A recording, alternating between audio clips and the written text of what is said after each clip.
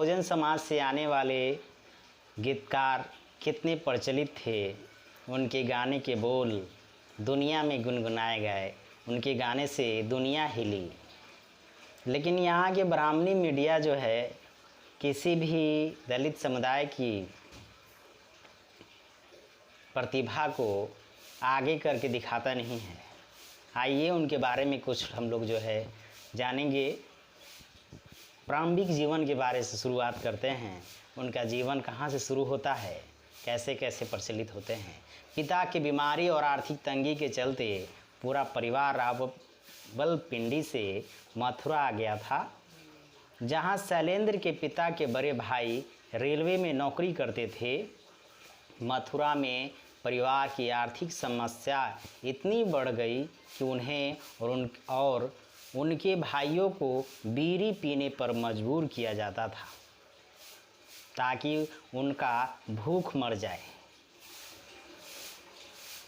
इन सभी आर्थिक परेशानियों के बावजूद शैलेंद्र ने मथुरा से इंटर तक की पढ़ाई पूरी की। परिस्थितियों ने शैलेंद्र की राह में कांटे बिछा रखे थे और एक वक्त ऐसा भी आया कि भगवान शंकर में असीम आस्था रखने वाले शैलेंद्र ने ईश्वर को पत्थर मान लिया। गरीबी के चलते वे अपनी इकलौती बहन का इलाज नहीं करा सके और उसकी मृत्यु हो गई। किसी तरह पढ़ाई पूरी करने के बाद उन्होंने बम्बई जाने का फैसला किया। ये फैसला तब और कठोर हो गया जब उन्हें हॉकी खेलते हुए देखकर कुछ छात्रों ने उनका मजाक उड़ाते हुए कहा कि अब ये लोग भी खेलेंगे। इससे खिन्न होकर उन्होंने अपनी हॉकी स्टिक तोड़ दी। शैलेंद्र को ये जातिवादी टिप्पणी गहरे तक चुभी। बम्बई में उन्हें माटुंगा रेलवे के मैकेनिकल इंजीनियर विभाग में अप्रेंटिस के तौर पर काम मिल गया। लेकिन वर्कशॉप के मशीनों के शोर और महानगरी की चकाचौंध के बीच भी उनके अंदर का कवि मरा नहीं और उन्हें अक्सर कागज़ कलम के लिए अपने में गुम अकेले बैठे देखा जाता था। काम से छूटने के बाद वे प्रगतिशील लेखक संघ के कार्यालय में अपना समय बिताते थे, जो पृथ्वीराज कपूर के रॉयल ओपेरा हाउस के ठीक सामने हुआ करता था। हर शाम वहाँ कवि जुटते थे। यहीं उनका परिचय राज कपूर से हुआ और वे राज कपूर की फिल्मों के लिए गीत लिखने लगे। उनके गीत इस कदर लोकप्रिय हुए कि राज कपूर की 4 सदस्यीय टीमों में उन्हें सदा के लिए अपना स्थान बना लिया। इस टीम में थे शंकर जयकिशन, हसरत जयपुरी और शैलेंद्र। उन्होंने कुल मिलाकर करीब 800 गीत लिखे और उनके लिखे मानवतावादी विचारधारा को और उनके लिखे ज़्यादातर गीत लोकप्रिय हुए। उन्होंने अपने गीतों के माध्यम से समतामूलक भारतीय समाज के निर्माण के अपने सपने और अपनी मानवतावादी विचारधारा को अभिव्यक्ति किया और भारत को विदेशों की धरती तक पहुंचाया। उन्होंने दबे कुचले लोगों को आवाज़ को बुलंद करने के लिए नारा दिया था, हर जोर जुल्म के टक्कर में हड़ताल हमारा नारा है। ये हैस है, ये नारा आज भी मज़दूर के लिए मशाल के समान है। आज भी हम लोग जो है हड़ताल वगैरह करते हैं तो यही जो है मशाल की तरह बोलते हैं, हर जुल्म की टक्कर में हड़ताल हमारा नारा है। मुंबई कैसे गए, कैसे जो है उनका फिर जो है वहाँ कैसे कैसे जीवन बसर हुआ, इसके बारे में थोड़ा जान लेते हैं। उन्होंने फणीश्वर नाथ रेणु की अमर कहानी मारे गए गुलफाम पर आधारित तीसरी कसम फिल्म बनाई। फिल्म की असफलता और आर्थिक तंगी ने शैलेंद्र जी को तोड़ दिया। वे गंभीर रूप से बीमार हो गए और आखिरकार 14 दिसंबर 1967 को मात्र 46 वर्ष की आयु में उनकी मौत हो गई। फिल्म की असफलता ने उन पर कर्ज का बोझ चढ़ा दिया था। इसके अलावा उन लोगों की बेरुखी से उन्हें गहरा धक्का लगा जिन्हें वे अपना समझते थे। अपने अंतिम दिनों में वे शराब के आदी हो गए थे। बाद में तीसरी कसम को मास्क अंतर्राष्ट्रीय समारोह में भारत की आधिकारिक प्रस्तुति होने का गौरव मिला और ये फिल्म पूरी दुनिया में सराही गई। पर अफसोस शैलेंद्र सफलता को देखने के लिए इस दुनिया में नहीं थे। शैलेंद्र को उनकी गीतों के लिए 3 बार फिल्म फेयर अवार्ड से सम्मानित किया गया, लेकिन इस दलित विभूति को मीडिया, स्वर्ण समाज और सरकार ने जीते जी उनकी मृत्यु के बाद भी उपेक्षा की। ये दुर्भाग्यपूर्ण है कि उनके अपने दलित समाज ने भी उन्हें भुला दिया। ये होता है किसी भी दलित समुदाय के साथ कि उनका इतिहास, उनकी प्रतिभा, उनके किए गए कर्म, उनकी पहचान को यहाँ के समाज और यहाँ के व्यवस्था, मीडिया, स्वर्णवादी समाज जो है आगे नहीं आने देता है। अगर आ भी जाता है तो उसको प्रचारित नहीं करता है, इसको समाज को बताता नहीं है। आइए उनके परिवार से जुड़ी कुछ बातें जो है जान लेते हैं। ये क्या उनके परिवार के साथ जो है क्या क्या हुआ, इसके बारे में भी जान लीजिए। सवाल ये है कि कोई महान शख्सियत अगर दलित हो तो उसकी जाति के उजागर होने में क्या दिक्कत है। जब ब्राह्मण या अन्य स्वर्ण विभूतियों को जातियों का खुलेआम प्रचार किया जाता है तब तो किसी को आपत्ति नहीं होती, लेकिन किसी दलित विभूति की जाति को उजागर किए जाने का विरोध होने लगता है। ऐसा क्यों होता है? आखिरकार दलित या बहुजन समाज ही के साथ क्यों होता है?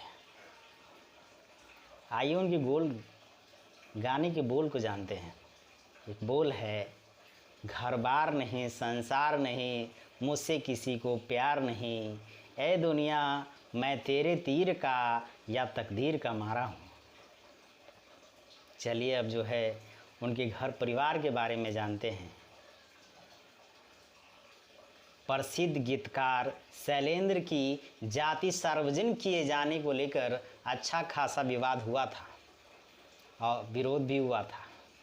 शैलेंद्र के पुत्र दिनेश शंकर शैलेंद्र ने अंदर की आग नाम से अपनी पिता की कविताओं का एक संग्रह तैयार किया था जो पाराराज कमल प्रकाशन नई दिल्ली से प्रकाशित हुआ। इसकी भूमिका में दिनेश शैलेंद्र ने खुले तौर पर अपने पिता की सामाजिक पृष्ठभूमि बिहार की धुसिया चर्मकार जाति का उल्लेख किया था।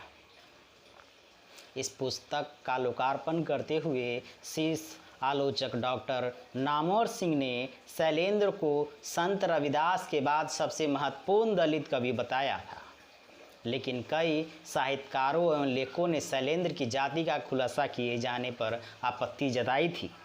ये लेखक तेजिंदर शर्मा ने सोशल मीडिया पर अपनी आपत्ति दर्ज करते हुए यहाँ तक कह दिया था कि डॉक्टर नामवर सिंह ने न केवल शैलेंद्र का बल्कि सभी साहित्य प्रेमियों का भी अपमान किया है।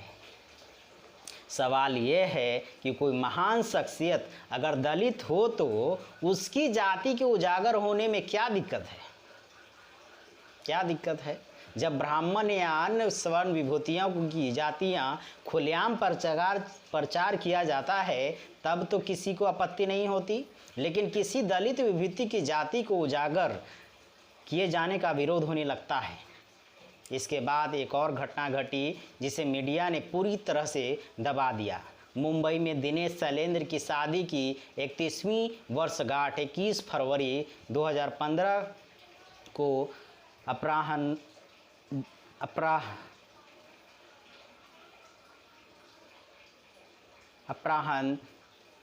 3 बजे बेसबॉल बैट और डंडे लिए करीब 30 स्थानीय गुंडे उनके घर में घुस आए। उन्होंने दिनेश शैलेंद्र और उनकी पत्नी से उनकी मोबाइल छीनकर उन्हें एक कोने में बैठा दिया और उन दोनों के सामने ही घर का एक एक सामान ट्रक पर लाद लिया। चम्मच तक नहीं छोड़ी गई। ये गुंडे शैलेंद्र की हस्तलिखित कविताएं, चिट्ठियां, पुरस्कार, ट्रॉफियां भी ले गए। वे तो दिनेश शैलेंद्र और उनकी पत्नी को भी ट्रक में जबरन बिठा ले जाना चाहते थे, लेकिन तभी वहां से गुजर रहे एक व्यक्ति ने माजरा समझ कर पुलिस को फ़ोन कर दिया। पुलिस के आने से पहले ही वे ट्रक लेकर भाग निकले थे। दिनेश शैलेंद्र और उनकी पत्नी ने उस दिन पुलिस में रिपोर्ट लिखाई। दिनेश मुंबई के पुलिस आयुक्त तथा महाराष्ट्र के महानिदेशक से भी मिल चुके हैं, लेकिन अब तक पुलिस ना तो सामान बरामद कर सकी है और ना ही गुंडों को पकड़ सकी। पुलिस ने न केवल एक व्यक्ति को पकड़ा था, लेकिन उसे भी रिमांड पर लेकर पूछताछ करने की बजाय छोड़ दिया। गुजरे जमाने की एक महत्वपूर्ण फिल्मी हस्ती के पुत्र एवं पुत्रवधू के साथ घटी इस सनसनीखेज घटना को निश्चित ही उनके प्रशंसक और सिनेमा प्रेमी जानना चाहेंगे। मीडिया की किसी महत्वपूर्ण फिल्म हस्ती से जुड़ी घटना खास दिलचस्पी होती है और ऐसी घटनाएं अक्सर सुर्खियां बनती हैं, लेकिन अपने ज़माने के सर्वाधिक लोकप्रिय गीतकार के बेटे के घर में लूटपाट की घटना को मीडिया ने न खबर लायक समझा। आखिर क्यों? क्या इसलिए कि वे दलित थे? अगर इस तरह की घटनाएं किसी महान स्वर्ण हस्ती के परिवार वालों के साथ हुई होती तो उसे मीडिया की सुर्खियां बनने में देर नहीं लगती, लेकिन एक दलित गीतकार के पुत्र के साथ ऐसा हादसा होता है तो होते रहेगा।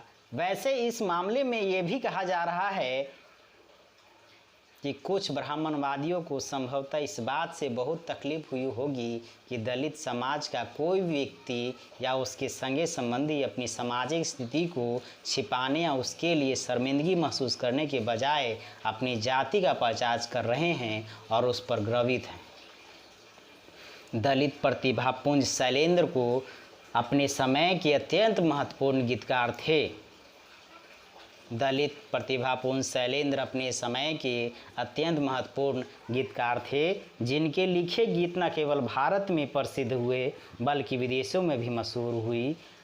उनके गीत के दम पर ही आवारा जैसी फिल्मों का वैश्विक स्तर पर लोकप्रियता हासिल हुई, लेकिन उनके योगदान की हमेशा अनदेखी हुई और आज तक केंद्र या राज्य सरकार ने उन्हें कोई छोटा सा पुरस्कार भी नहीं दिया, जबकि वे दादा साहब फाल्के पुरस्कार और यहाँ तक कि भारत रत्न के हकदार हैं।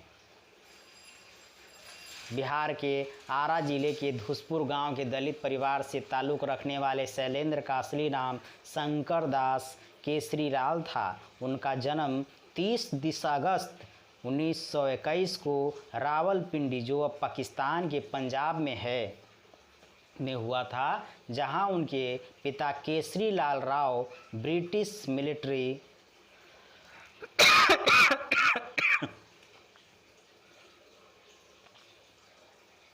हॉस्पिटल, जो मूरी कंटोनमेंट एरिया में था, में ठेकेदार थे। शैलेंद्र का अपने गांव से कोई खास जुड़ाव नहीं रहा, क्योंकि वे बचपन से अपने पिता के साथ पहले रावलपिंडी और फिर मथुरा में रहे। उनके गांव में ज़्यादातर लोग खेतिहर मजदूर थे। ये इतिहास था गीतकार शैलेंद्र जी का, कैसे दलित समुदाय और कोई भी बहुजन समुदाय के साथ जो है यहाँ के मीडिया और यहाँ के तमाम जनता करती है, उनको भूल जाती है। तो अगर ये व्यवस्था रहेगा तो सब दिन ऐसा ही होते रहेगा।